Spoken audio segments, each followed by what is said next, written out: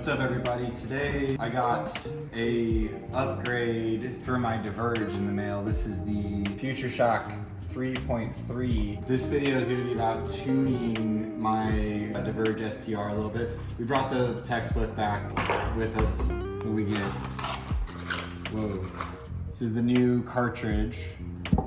We got some springs, the sleeve for that, mystery package, and the top cap part. The new Future Shock has what I'm gonna just say in a generalized way is it has compression settings. And one of my biggest complaints with the bike right now is that the front end of the Future Shock 2.0 sits really low in its travel. I have a 120 stem. As I'm riding this bike and I put my weight on the handlebar, we're about mid-travel in this Future Shock 2.0, and what ends up happening is the rear end feels very much like dialed in, and it feels like it's very cushiony. The front end feels very dull and weird and unpredictable, and I think it's because I'm sitting mid-travel just due to my position. This is slammed all the way down and also has a fairly long stem on it, so we're gonna upgrade.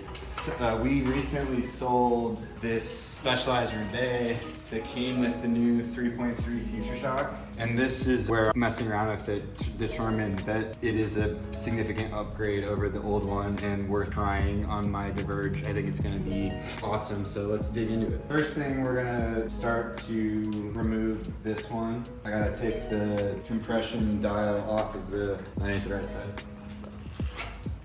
1.5. You ever used that before, Jackson? I don't think so. What's that small boy? It's very small. Gotta take this apart. Swapping this out should be very, very, very easy to do. You gotta take the stem off. Big honking piece of carbon. I really, really like these Zip carbon stems. And if you're yourself interested in, problem. That's good. We're gonna have to take it's not a big deal.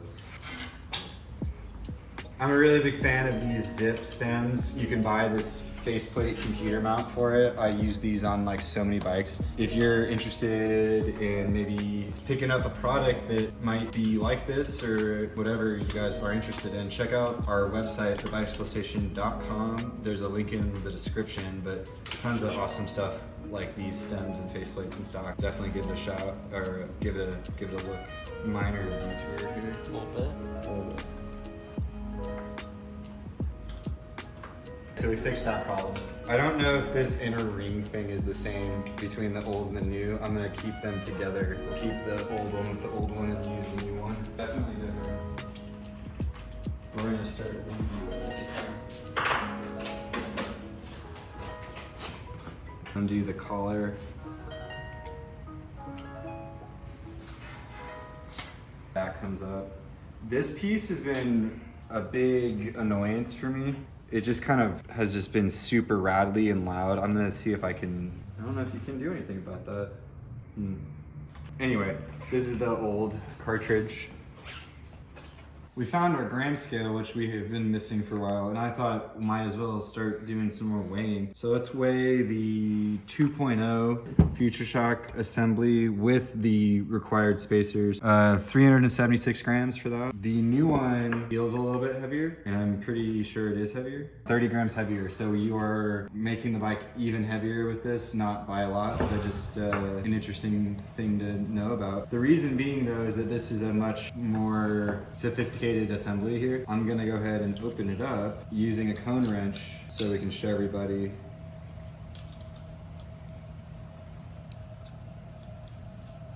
All right, so that is they're calling that the damper bolt. And then we're gonna undo this part next to access the springs on the inside. Let's crack her open. I wonder what's gonna be inside.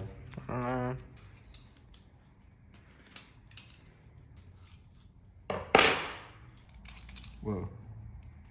All right, so that's that part. And there's the spring. We can open the mystery package. Whoa. And there's little circle boys that you can add into mixture. These are preload spacers. Right now it came with 0. We have 5. How many spacers should we put in Jackson? 4 or 2. I mean, 2. What would that do? or 3. Would that make it, would adding these make it stiffer? That would make sense. Preload, so we're gonna make the spring compressed. Which would make it stiff. Do we want that? I don't know. It's your bike. What do we do? Just send it.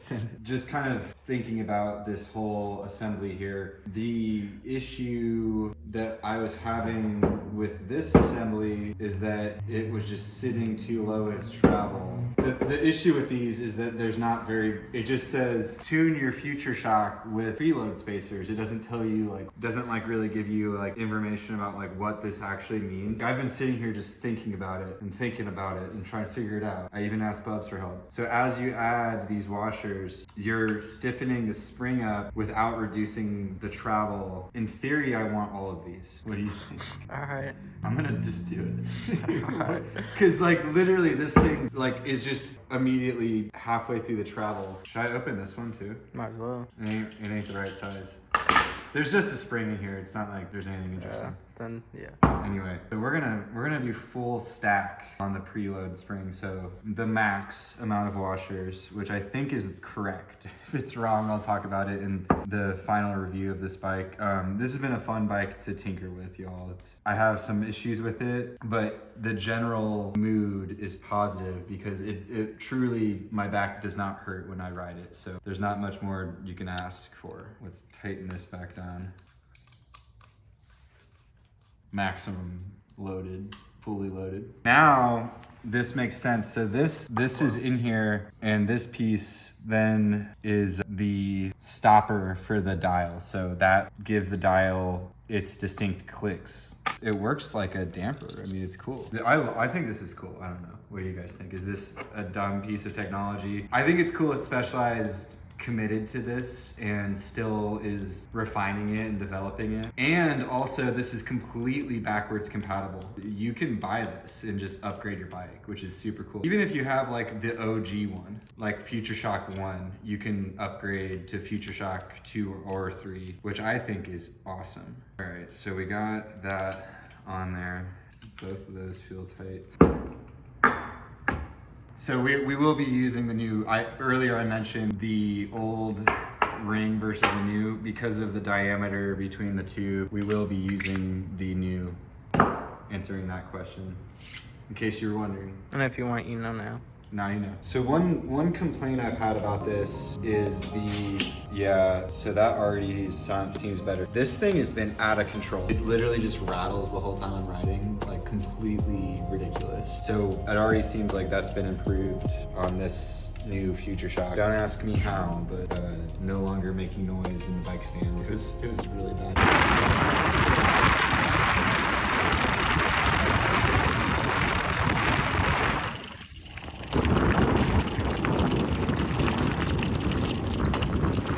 Upgraded the dial, it uses a 2 instead of a 1. All right, so now I'm wondering if this even matters. I don't know if it does. I don't really see any reason why it would, so I'm just gonna put it right here. Just trying it, it'll be all right. Yeah. It'll buff. Yeah. Well, it's making clickies. Yeah, the old one just didn't really have any click. It was either kind of like an on or an off, and now this is like It's like clicking. It's got the clicks, so you know it's better, right, Jackson? Oh yeah. Do you think that this whole process is worth it, or do you think I wasted money? How much do you think that cost? Probably like $250. 250? Let's go 150. 150? 150. Final answer. It's actually $400. I almost said 5. You almost said That was gonna be my first guess. So you went way low. Yeah. So the Future Shock 3.3 retails for $400. It's definitely not a cheap piece of equipment, but it's like a full-blown suspension. So I mean, at the end of the day, it does make sense why it costs that much. Need to do a little bit of preload action, and ain't preloaded right, but the suspension, so that's fully lock mode. I don't know how many clicks does this thing have now. It just feels so much smoother too. Probably. We did spend $400. It makes more noise. Because it's a hydraulically damped Mabob. Actually, I don't know why it makes more noise. That's weird. The cap does not rattle as much. That's a big improvement. That's good. Let's see what happens if I get one. Remember, we just sent it with the little red rings. Sometimes you just have to send it. Oh yeah, do you see that? Because I'm all the way open too. So with my weight on it, we're no longer 50% sag like we were before. So hopefully this thing works a lot better now. It probably will. It's just so much nicer having the ability to stiffen it up and completely lock. That's a hard lock. Personally, I think that this is going to be a big upgrade to this bike.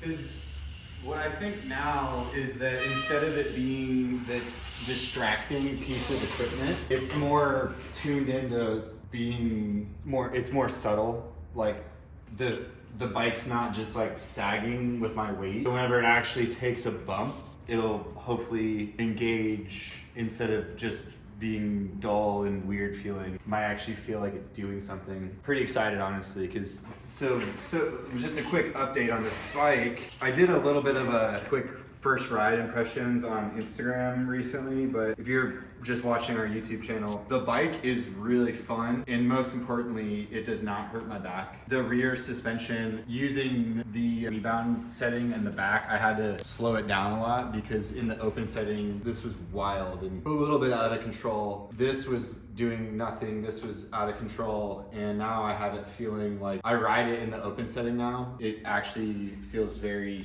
smooth. I've almost made it to where it feels less and less active, but it being subtly there is I think where it's going to be most comfortable for me to ride. And so far that's been the case. On every ride I've done on this bike, it has not hurt my back. Now that comes at a cost though. This bike is not that fast. I unfortunately cannot tell you with a straight face that this is a fast bike. It really doesn't feel that fast. And is it slow? No, but I've ridden enough bikes to know that it just doesn't have the get up and go of most more race focused gravel bikes. And that's just something I think I'm gonna have to get over, because if it's comfortable and it doesn't hurt my back and I can ride it, then it's doing its job, because otherwise those race bikes are meaningless. The speed gained from it is useless if I can't ride it for more than an hour, right? So far this bike has been exactly what I've needed to help with my back injury, and definitely feeling positive about it. I think I'll mentally, with more rides on it, get over my initial like as I ride it more, the speed. I'm hoping I don't feel like it's as slow as I do right now, but that's kind of my halfway first impressions of the bike. We're gonna keep riding it, especially now that I have this new Future Shock, and I'll do a full review of this bike later on in the year. I'm gonna keep trucking along with it. So yeah, that's just been a quick little upgrade because I think it's interesting to talk about the new Future Shock, and I do think it is a big upgrade over that old 2.0. Anyway, thanks for checking out the video. If you guys like content like this, let me know. Definitely a little bit of a different video than what we usually do. A little bit more niche and a little bit more in-depth, I hope. I'm gonna keep writing this. If you guys have any questions, feel free to reach out. I have a link to all of our social medias below and everything, and we'll see you all in the next one.